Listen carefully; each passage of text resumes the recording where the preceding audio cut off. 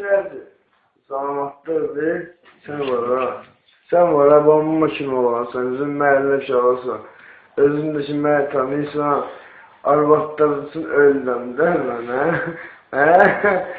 Kimə, sən yaxşı olansan, sən bizim məhəlləmizin bayrağısan, bayrağı. Bayrağı nədir? Bayrağı nədir? Gül.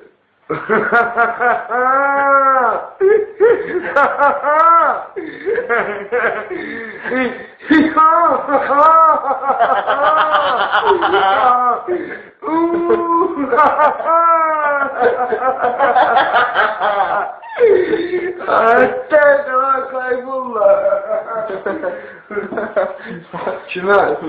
Ben bir 2 güne Allah koysa Germaniye gelirəm.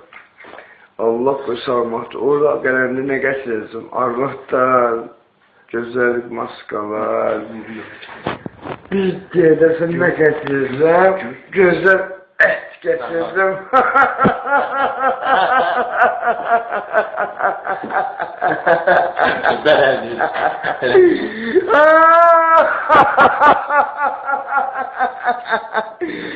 Ətlər daha mənlə çoxayım. Bayrama qurban olsun.